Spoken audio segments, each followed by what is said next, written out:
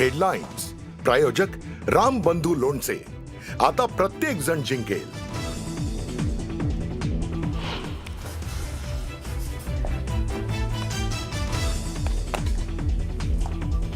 उद्धव ठाकरे घेणार राज ठाकरेंची भेट. दुपारी 4 वाजता उद्धव ठाकरे शिवतीर्थवर जाऊन घेणार भेट. महापालिका निवडणुकीच्या तोंडावर काय चर्चा होणार याकडे लक्ष.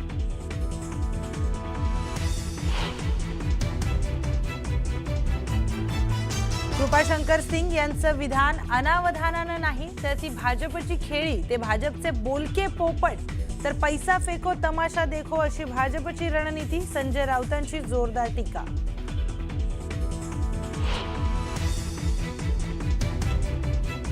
विधानसभा अध्यक्ष असल्याचा राहुल नार्वेकरांना विसर. त्यांनी राजकीय कार्यक्रमात सहभागी व्हायचं नसतं, ते निष्पक्ष असतात. संजय राऊतांचा नार्वेकरांना टोला.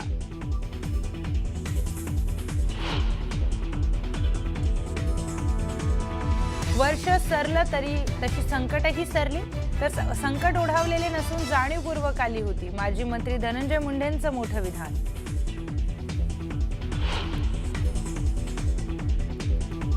जिल्हा परिषद निवडणुकीची आचारसंहिता लवकरच लागणार असून 2 टप्प्यात निवडणूक होईल. जिल्हा परिषदेच्या निवडणुकीसंदर्भात उपमुख्यमंत्री अजित पवारांचं वक्तव्य.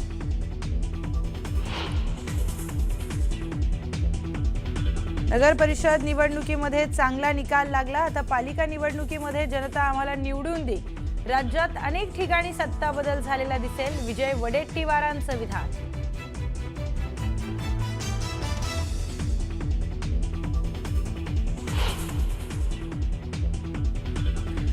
पुणे पालिका निवडणुकीत आंदेकर कोमकर संघर्ष. रविवार पेठ नाना पेठ मधून दोन्ही कुटुंब एकमेकांविरोधात. वनराज आंदेकर आयुष कोमकरच्या हत्येनंतर दोन्ही कुटुंबांमध्ये संघर्ष.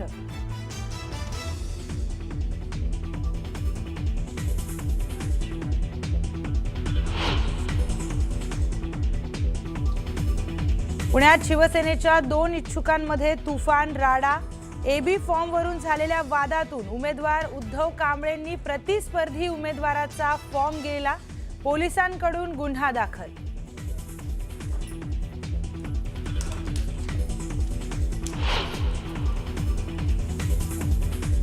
संजय राऊतांकडून नवीन वर्षाच्या शुभेच्छा. पुन्हा मशाल पेटवणार, मी मुंबई वाचवणार.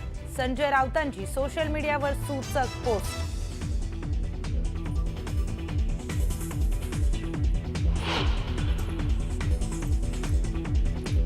राज्यातील प्रसिद्ध मंदिरांमध्ये भाविकांची गर्दी. नवीन वर्षाची सुरुवात देवदर्शनाने. मंदिरामध्ये आकर्षक सजावट.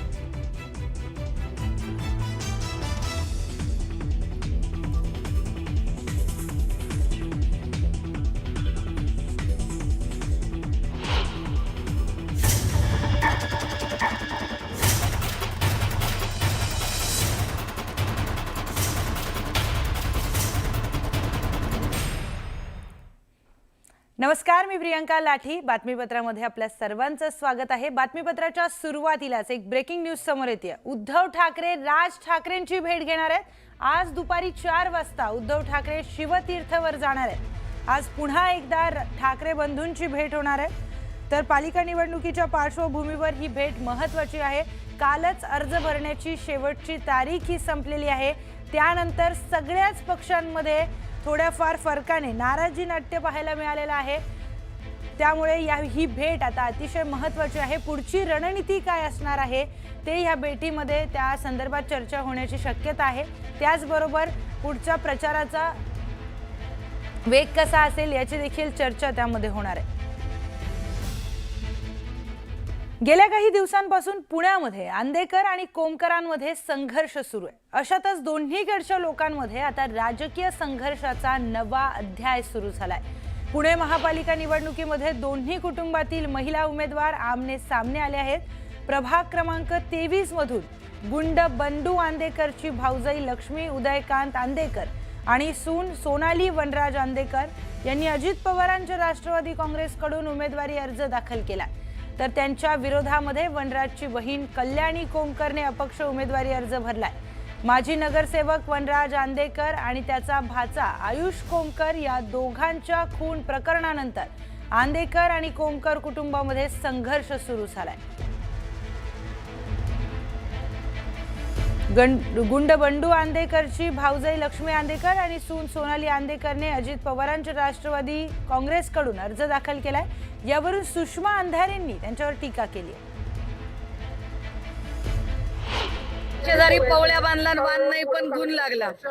ज्या भारतीय जनता पार्टी सोबत आता राष्ट्रवादी काँग्रेस अजितदादा यांनी संघ केलेला आहे, घरोबा केलेला आहे, त्या भाजपामध्ये मुळात सगळ्या प्रकारचे भ्रष्टाचारी, तडीपार, बलात्कारी, गुंड, गुन्हेगार आलेले आहेत। लोकांच्या कुठल्याही मताचा आदर न करता इथे राजकारणाचं गुन्हेगारीकरण करण्याचा जो प्रयत्न चालू आहे तो निश्चितपणे निषेधार्ह आहे। तर नैतिकतेच्या गप्पा मारणारी भाजप आणि गुन्हेगारांना ठोकून काढण्याची भाषा करणारे उपमुख्यमंत्री अजित पवार दोघांनी गुंडांच्या कुटुंबियांना पायघड्या घातल्यात। गुंडांच्या कुटुंबियांमध्ये उमेदवारी देण्यात आली आहे, त्यामुळे सामान्य नागरिक देखील यामुळे अवाक झालेत। कुणीही जर इथं कायदा हातात घेण्याचा प्रयत्न केला किंवा डिंगडॉंग करण्याचा प्रयत्न केला तर त्याला सोडणार नाही। तो किती कुणाच्याही मोठ्या बापाचा असो नाही तर छोट्या बापाचा असो।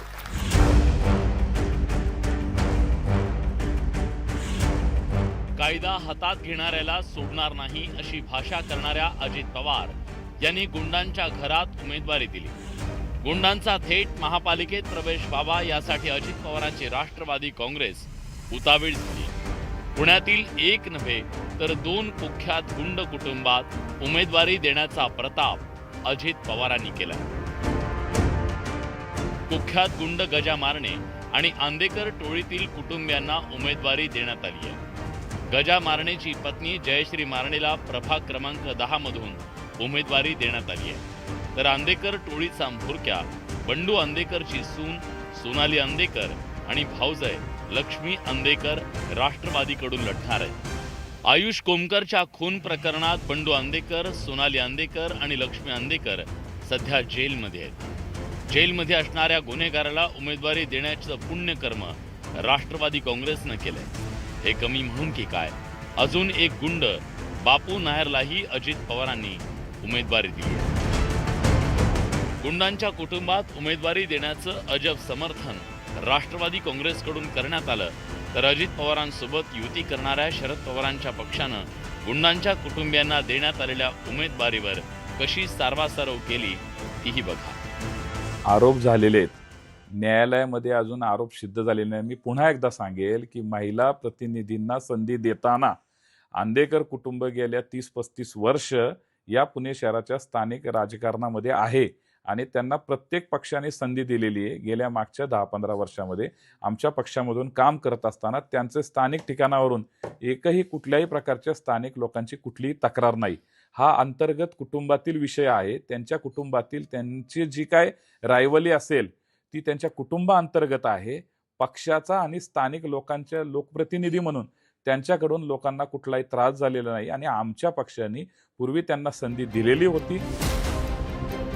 अजित पवारांच्या राष्ट्रवादी काँग्रेसप्रमाणे पार्टी विथ डिफरन्स विरोध मिरवणाऱ्या भाजपनं गुंड शरद मोहोळच्या पत्नीला कोथरूडमधून उमेदवारी दिली आहे। गुंड शरद मोहोळची गँगवॉरमधून हत्या करण्यात आली, मात्र आता भाजपलाही गुंडांचं कुटुंब जवळचं वाटू लागले। काही ठिकाणी गुन्हे दाखल होतात पण कोर्टाच्या त्या ठिकाणी सुनावणी सुरू असतात, अंडर ट्रायल केस असतात। त्यामुळं अंडर ट्रायल केस जोपर्यंत निकाल निघत नाही तोपर्यंत साधारणतः विचार करतो आपण की गुन्हा दाखल झाला आहे, पण अंडर ट्रायल असल्यामुळं त्याच्यावर काही दोषारोप झाला नाही आहे। दोषारोप झाला आणि दोष सिद्ध झाला तर मात्र मग आपण विचार करतो। गुंडांना देण्यात येणाऱ्या उमेदवारीवरून संजय राऊतांनी हल्लाबोल केला। गुंडांकडून कोट्यवधी रुपये घेऊन सत्ताधारी उमेदवारी देत असल्याचा आरोप संजय राऊतांनी केला। हा गुंडांची रीग लागलेली आहे। काल गजा मारण्याच्या बायकोला अर्ज दिलाय आणि रीग लागली आहे ती पैसे घेण्यासाठी। उमेदवारी बरोबर जे 5 कोटी रुपये दिले जात आहेत उमेदवारी अर्जाबरोबर, त्या 5 कोटीसाठी रीग आहे आणि शिंदेकडे उमेदवारी बरोबर 10 कोटी। राजकारणाचं गुन्हेगारीकरण होत असल्याची चिंता करणारे राजकीय पक्ष किती दांभिक आहेत हेच त्यांनी दिलेल्या उमेदवारीवरून लक्षात येतं। गुंड बापू नायर, गुंड गजा मारणे, गुंड आंदेकर टोळी आणि हत्या करण्यात आलेला गुंड शरद मोहोळ यांच्या पत्नीला तिकीट देऊन एक प्रकारे गुंडांचं उदात्तीकरण केलं जात असल्याचं खेदानं म्हणण्याची वेळ आली. संतोष गोरे, न्यूज 18 लोकमत, मुंबई.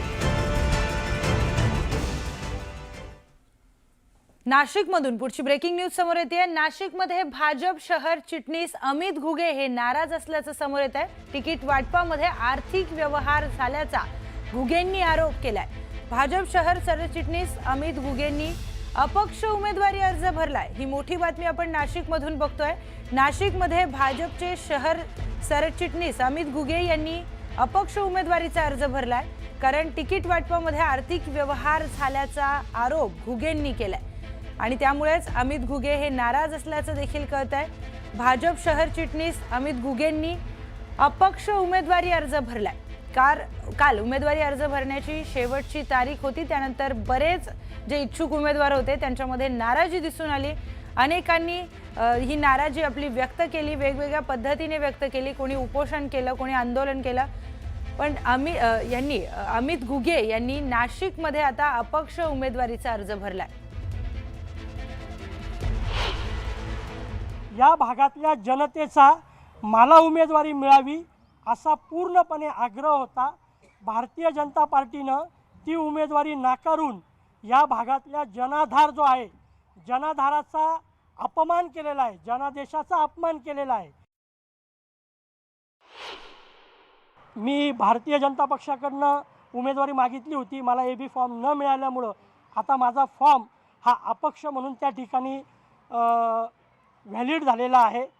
आज मला जे काही चिन्ह मिळेल, उद्यापर्यंत माघारी आहे, आज जे काही मला चिन्ह मिळेल ते चिन्ह घेऊन आम्ही लोकांपर्यंत जाणार आहे, लोकांचे आशीर्वाद घेणार आहे. पुन्हा सांगतो की निकाल काय लागेल याची मला पर्वा नाही आहे. तर महाराष्ट्राच्या 29 महानगरपालिका निवडणुकांसाठी उमेदवारी अर्ज दाखल करण्याची मुदत संपली आहे. पण अजूनही राजकीय पक्षांमधला वाद काही कमी व्हायचं नाव घेत नाहीये. पुण्यामध्ये तर एका उमेदवाराने AB फॉर्मच घेऊन टाकल्याचा धक्कादायक प्रकार घडलाय. मिळालेल्या माहितीनुसार एकाच प्रभागात पक्षाकडून चुकून 2 उमेदवारांना AB फॉर्म देण्यात आले. यामुळे शिवसेनेचे उमेदवार उद्धव कांबळे आणि मच्छिंद्र ढवळे यांच्यात जोरदार वाद झाला. या वादादरम्यान उद्धव कांबळे यांनी मच्छिंद्र ढवळे यांचा AB फॉर्म हिसकावून घेतला आणि तो फाडून गिळून टाकल्याचा प्रकार घडलाय. अखेर पोलिसांनी हस्तक्षेप करत परिस्थिती नियंत्रणात आणली. निवडणूक प्रक्रियेमध्ये गोंधळ घातल्याप्रकरणी आणि सरकारी कामात अडथळा आणल्याप्रकरणी उद्धव कांबळे यांना पोलिसांनी ताब्यात घेतलंय. या प्रकरणी भारती विद्यापीठ पोलीस ठाण्यामध्ये उद्धव कांबळेंविरुद्ध गुन्हा देखील दाखल करण्यात आलाय.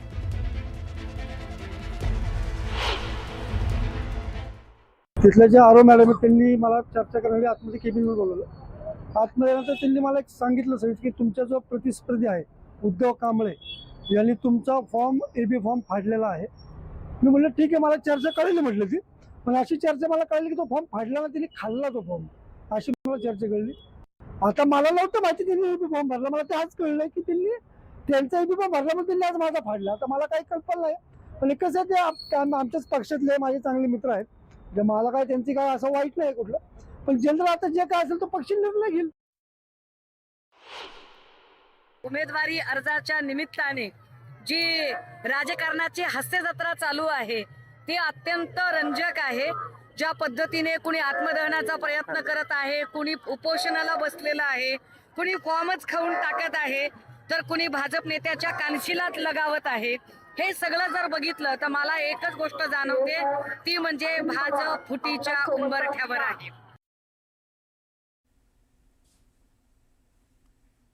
तर नागपूरमध्ये भाजपला बंडखोरीचा फटका बसला. या बंडखोरीचा थेट परिणाम माजी महापौर अर्चना डेहनकरांच्या घरी पाहायला मिळाला. पती विनायक डेहनकरांनी बंडखोरी केल्यामुळे अर्चना डेहनकरांनी पतीचं घर सोडून माहेरी त्या भावाच्या घरी निघून गेल्यात. प्रभाग 17 मध्ये काँग्रेसमधून आलेल्या मनोज साबळेंना उमेदवारी दिल्यामुळे विनायक डेहनकरांनी बंडखोरी करत अपक्ष उमेदवारी अर्ज दाखल केला. 2009 ते 2012 दरम्यान भाजपमुळे महापौर पद मिळाल्यामुळे पक्षाच्या विरोधात जाणं अर्चना डेहनकरांना मान्य नाही. त्यामुळे त्यांनी भावाच्या घरी राहून भाजप उमेदवाराचा प्रचार करण्याचा निर्णय घेतलाय. मी स्वतः 97मध्ये ज्यावेळेला नगरसेवक होते तर त्यावेळेला माननीय देवेंद्र फडणवीस जे महाराष्ट्राचे मुख्यमंत्री आहेत ते त्यावेळेला महापौर होते आणि म्हणून पक्षासोबतच्या घडामोडी त्यांचा एकंदरीत सगळ्यात चढउतार मी पाहिलेला आहे आणि म्हणून मी त्यांना समजवण्याचा प्रयत्न केला की बावनकुळे साहेबांवरही अशी परिस्थिती आली होती, त्यांनाही कुठेतरी थांबावं लागलं होतं आणि म्हणून जर पक्षाने ठरवलं असेल की असा निर्णय आहे तर आपण त्या निर्णयांच्या बाजूनी राहा आणि तुम्ही पक्ष उभे राहू नका, पण ते जर ठाम असेल तर मीही ठाम आहे, मला पक्षाच्या बाजूनीच त्यांच्या निर्णयाच्या बाजूनी राहायचं आहे. पक्षश्रेष्ठींच्या वगैरे मी त्या भानगडीत पडले नाही, पण ते काय आहे ते स्वतः आणि पक्ष बघेल त्यांचा काय विषय आहे. पण मी माझा निर्णय म्हणजे मी जर भारतीय जनता पक्षात काम करत असेल तर माझा हा निर्णय आहे की अपक्ष उमेदवाराच्या बंडखोरासोबत मी नाही राहणार आणि म्हणून बाजूला होऊन शहरामध्ये आणि महाराष्ट्रामध्ये कुठेही मी भारतीय जनता पक्षाचा प्रचार करेन. माननीय डेहनकरजी आणि आमच्या अर्चनाताई हे दोघंही निष्ठावान कार्यकर्ते आहे, पण थोडे डेहनकरजी नाराज झाले आहे. आम्ही त्यांच्याशी चर्चा करणार आहोत, मी स्वतः चर्चा करणार आहे आणि त्यातून मार्ग निघेल. या सर्व अपक्ष लढलेल्या भारतीय जनता पार्टीच्या कार्यकर्त्याशी नेत्याशी चर्चा आम्ही सर्व करणार आहोत आणि मला विश्वास आहे की आमचे कार्यकर्ते काही काळापुरते जर नाराज झाले असेल तर पुन्हा एकदा पक्षाचं काम करतील. तर प्रत्येक नगरसेवकाला आयुष्यात आमदार व्हायचं असतं, मात्र नागपूरमध्ये एका आमदाराचा उलट राजकीय प्रवास सुरू झालाय. शरदचंद्र पवार यांच्या राष्ट्रवादी काँग्रेसचे माजी आमदार प्रकाश गजभिये यांनी नगरपालिकेच्या निवडणुकीसाठी उमेदवारी दाखल केली आहे. त्यांनी आपल्या परंपरागत पांढरा बोडी परिसराचा समावेश असलेल्या प्रभाग क्रमांक 13 मधून लढण्याचा निर्णय घेतलाय.